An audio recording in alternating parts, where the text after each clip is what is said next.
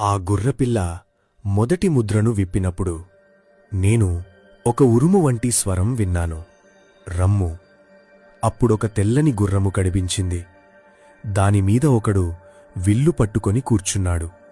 అతడు జయించుచూ ముందుకు వెళ్తున్నాడు. తర్వాత రెండవ ముద్ర విప్పబడింది. ఈసారి ఒక ఎర్రని గుర్రము బయలువెళ్ళింది. భూమిమీద సమాధానము తొలగిపోయింది. మనుష్యులు ఒకరినొకరు చంపుకోవడం ప్రారంభించారు. ఆ గుర్రము మీద కూర్చున్నవానికి ఒక పెద్ద ఖడ్గము ఇవ్వబడింది. తర్వాత మూడవ ముద్ర విప్పబడింది. అప్పుడొక నల్లని గుర్రము కనిపించింది.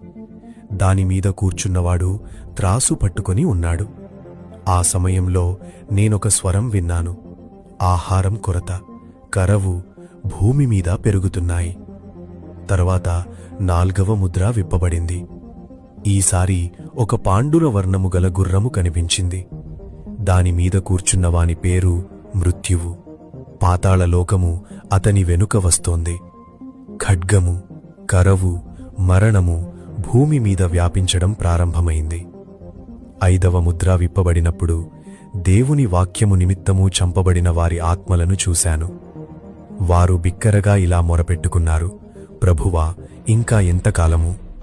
అప్పుడు వారికి తెల్లని వస్త్రములు ఇవ్వబడ్డాయి. ఇంకా కొంతకాలము నిరీక్షించమని చెప్పబడింది.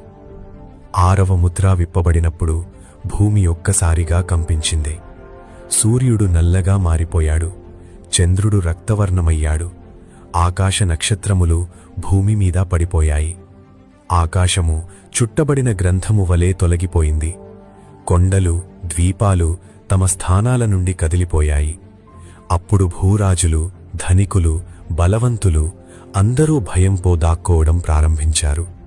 వారు పర్వతాలతో ఇలా అంటున్నారు, మా మీద పడండి, సింహాసనాసీనుడైన వారి ఉగ్రత నుండి మమ్మల్ని మరుగు చేయండి. ఆ సమయంలో నాకొక విషయం అర్థమైంది. ప్రపంచం దేవుని స్వరాన్ని వినకపోతే ఒకరోజు దేవుని తీర్పును తప్పకుండా చూస్తుంది.